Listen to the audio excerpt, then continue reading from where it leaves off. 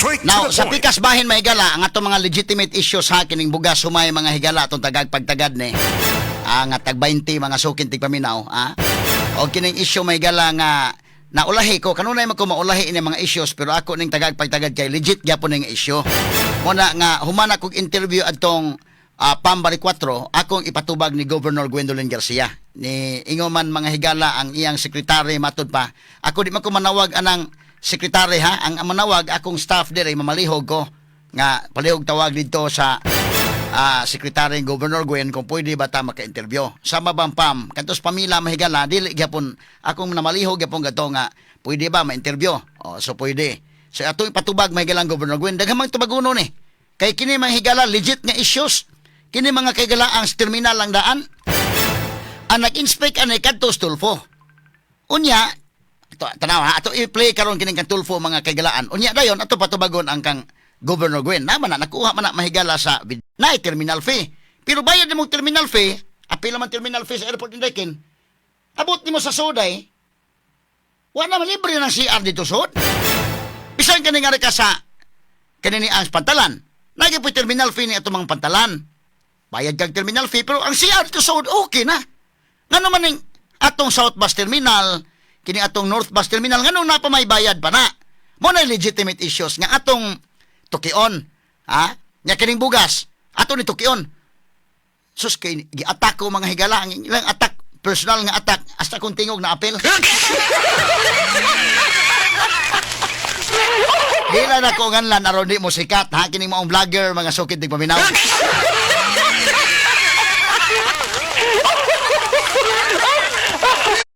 Isyo. So nga to may gala isyo po isyo kining bugas. Tubagan ning bugas mga kagalaan to ning karuhon no. Kini isyo ha og kini mga higalang nahitabo diri mga kagalaan sa terminal mga sukid paminaw ato sa ning tagag-pagtagad. Asa man tong video mga higala ni kuan ni Tulfo be kay mamatoy yang gi iya man tong gi-inspect na do na mga higalay pros and cons ani nitubag po si Governor Gwen ani at anak na lang kay di man motubag si Governor Gwen diri mahigala personal kato na lang iyang video. So unahon to mahigala pag presento. Kani naulahin ako ni pag take up ha. Kini mga issue ha mahigala tungod sa kadaghang take up unon. Kanago mga kuan gud para ngatong kang Governor Gwen mahigala dito sa kini ni ang Compostela nga niingon nga pakpak. Namuta ra mo pakpak mo. Ang tinuray na mga higala di man ako may naguna gani anang issue ha.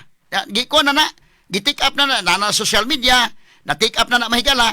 Pero pag take up na ko medyo di ako nakaingon epektibo sa ni atong pagtuki sa issue dahil kay kana na ang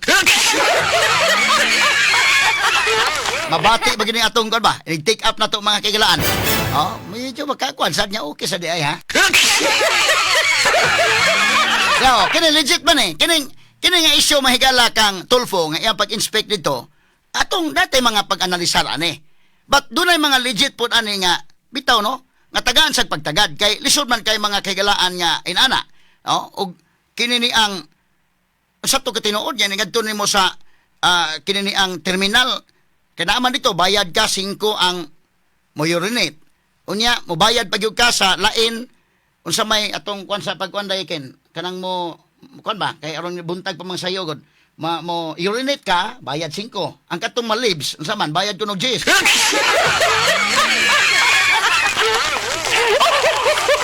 Ano man na, no? Pwede ba na nga, kana na ang, bay, na may terminal fee. Kana ba, ipa-explain na to. Kana kung kaya mahigalang ma-explain. O dili po di ato lang pang respetaran for whatever reason nga, dili mo explicar na okay ra. No? So, muna yung mga higala nga tong tagaag-pagtagad mga kaigsunan. Yan, atong balikan, bigyan may Tulfo, be. Asa man tong kang Tulfo, ikonta lang para kini-kini mo ni. Bisaya ato paminahon ko no, be. Asang audio ni dong? Okay. Tapos nakatali na lang ng rubber yung sa brake line o clutch. Ang sarap niya dito, lamig, hayahay kayo. Ito, hindi umanda. Walang umanda na electric fan. Uy! Tama, cut kamay. Wa manda ng electric fan. Uy! Kanay, kang Tulfo na, ha? Kang Tulfo na, mas mayo po na ko nang gikons Tulfo. Buhan, manaway sa akong tingog, mapil po tingog Tulfo sa wayon sa niron.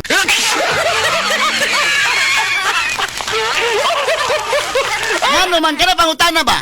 Ang ano man ng electric fan, nagbayad ba na mga higala o terminal fee? Ngano sa mahitabo ang man mag-andar na, di pwede ali mo uta. Unya magsigit tag pasiatap nga kinini ang richest province. Kanang ipatubag na to, no? Ipatubag na to muna nga rita mahigala sa legitimate issue, no? Dili man ko mo palit ani mahigalang vlogger kini man government official no sa may magtagaw ta siya na. Inigtagaw ta di man ka kuan government official. Agi mo ganing umangko no maganing mo wa man ganing mo tubag nimo.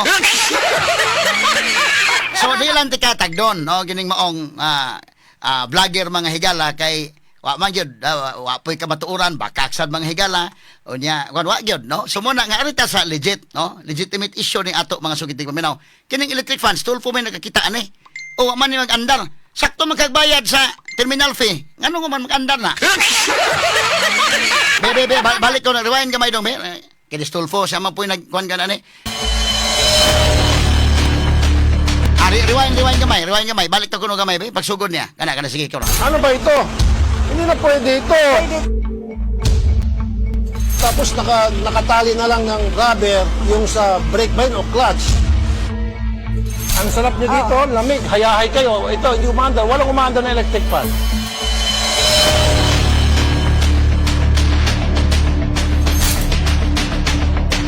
Boss, mag-inspect muna ako ng boss nyo ha. Sa nakikita nyo po, tagtag ng violation, itong bus na ito. Una sa lahat, wala sa mga pasahero ang fire extinguisher kay driver. Pag emergency, si driver lang ang makapakinabang itong fire extinguisher na ito. Nasa lunch na po si driver. Itong fire extinguisher niya, hindi ko na kailangan pang kunin to. Expired na expired, sobrang bulok na. Tapos, yung mga upuan, butas-butas. Wala oh. I'm sure, umuuga-uga ka. Oo. May surot ito. Dapat ito, ginagarahe na ito. Dapat dito pampasahero. Ay nagbabayad naman tamang pasahe yung mga tao. Tapos ito yung servisyo binibigay. Mga bintana. Oh. Grabe. Pasensya na po, mama. Okay ra sir. Idol. Ito. Kumusta naman? Saan biyahe niyo po, ma'am? Para Bugos sir. Inspect lang ko na iba para sa kabutihan nyo, ha? Okay. So, wala tayong problema sa gulong. Pasensya na po, mag-inspect lang po ako bilang chairman niyo po sa Committee on Public Services sa Senate. Nasaan yung fire extinguisher mo, boss? Kailan po yung nirefill bago? Bago lang to. Kailan? Tingnan, pwede makita yung date. Kung bagong sasakyan, dapat bago din yung fire extinguisher. Bago rin to. Wala. Dapat nakalagay dito yung expiry date. Kung kailan yung susunod na refill, wala eh. At least ikaw, meron kang fire extinguisher, safe ka. Paano naman sila? Silang nagbabayad. Walang ganun sir. Nasa makina. Hindi. Dapat sila may fire extinguisher. Pag nasunog tong boss, matutusta sila, ikaw salba. Dapat ikaw ang huli. Wala. Oh, glass breaker. Dapat left and right. Oh, wala rin oh. Tama lang yung meron doon. Dapat bawat kanto meron. Para in case of emergency, pukpukin nila yan, lundag sila. Okay sir. Asa mo CCTV? Ay lang sir. Tingnan nga, operate ba? Tanaw na to. Nakita niyo pag pula yan sir. Dito tanawin ko kung nagagana ba? Nandiyan sa memory yan sir eh. Ito. Kunin yung numero tapos ano yan sa computer. So, hindi natin makikita dito. Hindi. Dun sa opisina. Paano kung binura sa opisina yung CCTV? Meron bang nagsisita pag umakyat ng mga pasahero? Paano kung ako, loko-loko, may dala akong baril ba? Tapos pulis ako, hambog ako, lasing, o mamaril ako maril. Meron, nakakap-kap? Ay yung conductor sir. Tawag mo si konduktor. Boss, sinabi ko na sa kanya yung mga problema. Okay sir. Gusto ko dapat yung CCTV, makikita nila. Okay. Tapos yung fire extinguisher, tapos yung hammer na pampukpok sa exit. Mayroon sir. Ikaw lang, sila wala. Wala. Kaya nga itong mahirap, boss eh. Kayong dalawa masasave. Tatakas man kayo, kay mga talawan man kayo, lukso mo, pero kanag mga pasahero, kaluoy. Naintindihan niyo po? Ako naintindihan mo sir. Sige, ngayong gulong, tingnan natin. Wala nang guhit itong pudpud niya, no? Oh. Kasi recap yung gulong to. Recap. Dapat hindi recap, dapat palit bagong gulong. Ba't i-recap? Tingnan natin sa kabila. Delikado to. Oh, ito, pudpud din. Oh, ito, halika rito, yung driver. Sobrang pudpud, oh. Meron dapat kayong way na yung mga taong umakyat, meron man lang mag-metal detector. Kasi may mga nangyaring insidente na sa Manila na pag nagkaroon ng away, may baril na maril. patay. So dapat, sino si conductor? Ikaw, conductor, meron ka man lang metal detector o security guard, isa-isang pasahero may metal detector. Siguraduhin na walang dalang bala, granada, kung ano pa man. Tama, mali? Tama. Oh, anong silbi ng electric fan kung hindi gumagana? Okay, kamay lang. Nga hindi man mo gana ng electric fan, sakto magkagbayad sa terminal fee.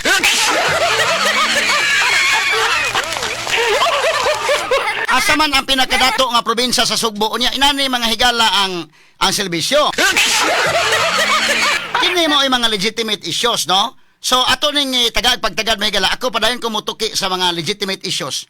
Kay lisod man kayo mga kagalaan nga lingaw-lingawon ta dira tirahan ta may galag personal nga tira ba aron nya ma-divert na nga tong kuano. Daghan na tong mga issues mga higala dahil para sa na ako untang isgutan ning uban mga kagalaan pero gitagaan ko lang ni mga higala og pagtagad karon kay kanana ang mga legit man ni mga issues kining bugas nga tag 20 gutan to sani pero kini ngano man mo andar ning maong electric fan unsa man kalakiha na bayad man ka ng terminal man kay terminal fee nga sakto inigsud nimo sa pantalan na terminal fee pero ang CR dito libre naman ngano man ning CR sa North Bus Terminal South Bus Terminal ngano man asa man giingon nga ang Sugbo pinakadato nga probinsya nganong ang mga tao wa man katilaw anang kadato sa Sugbo Straight to the point. kana pangutanan na sa mga tao. O, asmayo, matubag mga higalang Governor Gwen.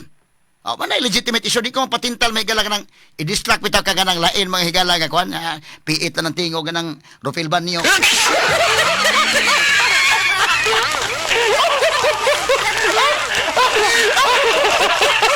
Sige, unya, kining bugas. Nga tag 20 mga higala. O kining mga issues pang uban. Unya, totoo dati, wason tani.